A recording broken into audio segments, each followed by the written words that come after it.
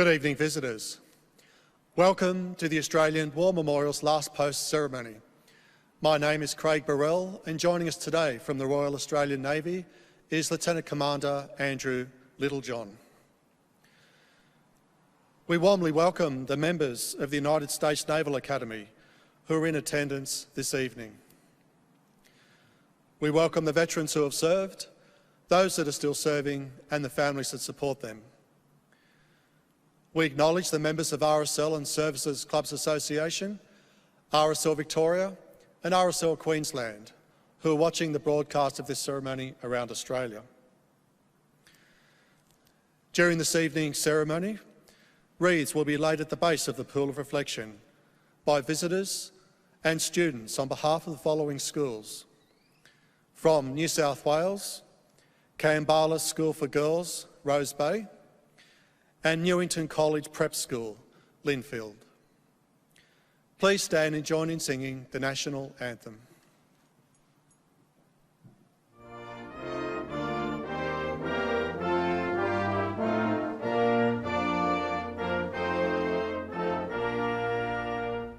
Australians, oh, let us rejoice, for we are young and free. We've golden soil and wealth for toil, our home is girt by sea. Our land abounds in nature's gifts of beauty rich and rare. In history's page let every state advance Australia fair. In joyful strains then let us sing, advance Australia fair.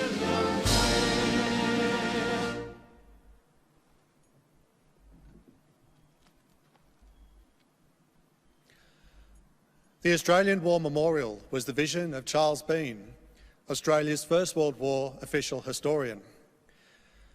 Bean landed with the Australian troops on Gallipoli and stayed with them at the front through to the end of the war.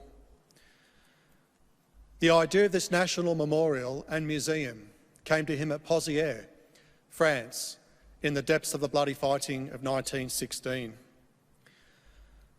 Bean's idea was that this would be a place where families and friends could mourn their loved ones buried in faraway places. It would also be a place that could help all Australians understand what these men and women had endured and what they had done for us. Bean's vision, to which we remain true, is best expressed as inscribed in the entrance to the memorial's galleries. Here is their spirit, in the hearts of the land they loved, and here we guard the record which they themselves made. Tonight, we will read the story behind just one of those on the Roll of Honour, which lists the names of more than 102,000 men and women who have given their lives for us in war and operations for more than a century. But first, we present a lament, Flowers of the Forest. Wreaths or floral tributes will now be laid at the base of the Pool of Reflection.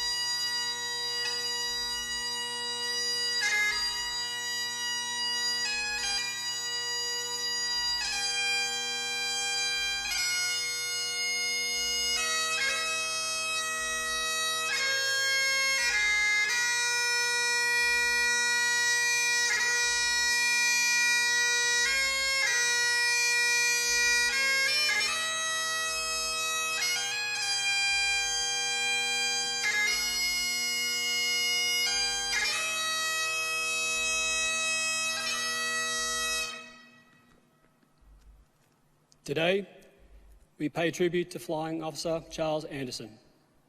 Born in Port Adelaide, South Australia on the 1st of June 1916, Charles Beatty Anderson was the son of Emil and Mary Anderson. Prior to his enlistment in the Royal Australian Air Force on the 11th of September 1941, Anderson was employed as a clerk for the South Australian Railways at Port Lincoln. His brother, Alfred Edward Anderson, also served in the Royal Australian Air Force and was awarded a Distinguished Flying Cross for his service in Bomber Command with number 158 Squadron, Royal Australian Air Force. Alfred survived the war. Following his enlistment in the Royal Australian Air Force, Charles Anderson commenced training as a navigator. After his initial training in Australia, he embarked in Melbourne for overseas service in August 1942. On arriving in Britain, he was posted to 460 Squadron, Royal Australian Air Force. As part of the Empire training scheme, Anderson was one of almost 27,500 Royal Australian Air Force pilots, navigators, wireless operators, gunners and engineers who, throughout the course of the war, joined Royal Air Force squadrons or Australian squadrons based in Britain. Number 460 Squadron would become the most highly decorated Australian squadron in Bomber Command and the squadron that suffered the highest casualties. Flying twin-engine Vickers Wellington medium bombers and then four-engine Avro Lancaster heavy bombers, the squadron lost over 1,000 men. Almost 600 Australians from 460 Squadron are listed here on the Roll of Honour. During a bombing raid on Stettin, Germany in April 1943, the Lancaster, in which Anderson was navigator, was severely damaged. For his actions during the mission, Anderson was awarded a Distinguished Flying Cross. His citation, shared jointly with his pilot, Herbert Leonard Thurman, who was awarded the Distinguished Flying Medal Red. The aircraft was repeatedly hit by fire from an armed ship. One engine was put out of action. The tail unit was damaged, restricting practically all rudder movements, while a shell penetrated the bomb bay, exploding all amongst the incendiaries. Flying Officer Anderson was wounded in the thigh and buttock by splinters of shrapnel which entered his cabin. The situation was perilous, but Sergeant Furman decided to attempt to fly the damaged bomber home. Displaying superb airmanship and great endurance, he eventually accomplished his purpose, flying the damaged bomber to an airfield in this country where he effected a masterly landing before collapsing at the controls. During the return flight, Flying Officer Anderson, despite his injuries, refused to leave his post and continued his navigational duties. Rendering great assistance to his pilot, both these members of the crew displayed exceptional courage, skill and fortitude in the face of a trying ordeal. Anderson spent a short period of time in York Military Hospital, but he soon recovered and returned to duties. On the night of the 29th of July 1943, 24 Lancasters from number 460 Squadron were taking part in a large bombing raid that was part of a bombing offensive by the Royal Air Force and United States Army Air Force, known as Operation Gomorrah, which had commenced 5 days earlier. Anderson's Lancaster was shot down over Germany and crashed in the Hamburg area. Anderson and all 6 of his crewmates were killed. The Australian pilot officers Furman and Stuart Scott and Flight Sergeants Arthur Glidden and Thomas Bent and his British crewmates Sergeants Donald Woods and John Doyle. Only John Doyle's body was recovered from the crash site, and he was buried with the British and Commonwealth War Cemetery in Becklingen, Germany. Charles Anderson was 27 years old. Today, he is commemorated upon the Air Force's memorial overlooking the River Thames, which lists the missing British and Commonwealth airmen. Anderson's name, alongside those of his fellow Australian crewmates, is listed here on the Roll of Honour to my left, among some 40,000 Australians who died while serving in the Second World War. But this is but one of many stories of service and sacrifice told here at the Australian War Memorial. We now remember Flying Officer Charles Beatty Anderson, who gave his life for us, for our freedoms, and in the hope for a better world.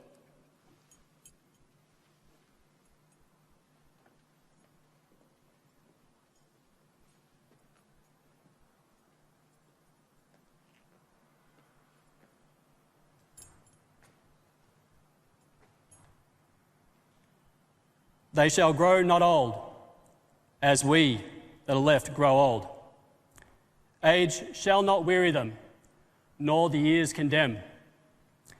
At the going down of the sun and in the morning, we will remember them.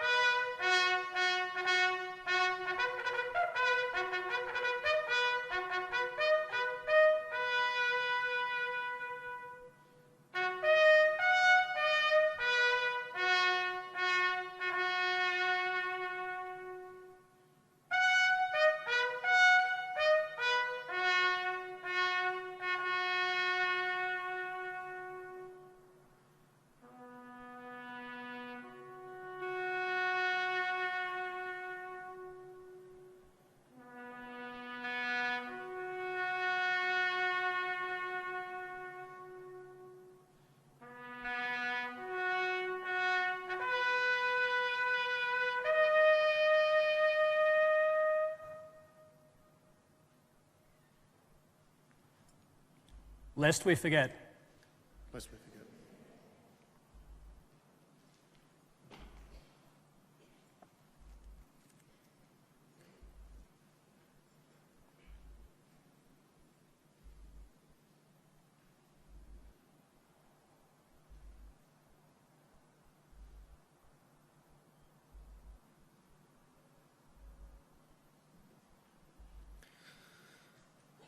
We leave you this evening with the words of the memorial's founder, Charles Bean. Many a man lying out there at Poziere or in the low scrub at Gallipoli, with his poor, tired senses barely working through the fever of his brain, has thought in his last moments, well, it's over. But in Australia, they will be proud of this. Ladies and gentlemen, that concludes the last post ceremony. Thank you for visiting the Australian War Memorial and good evening.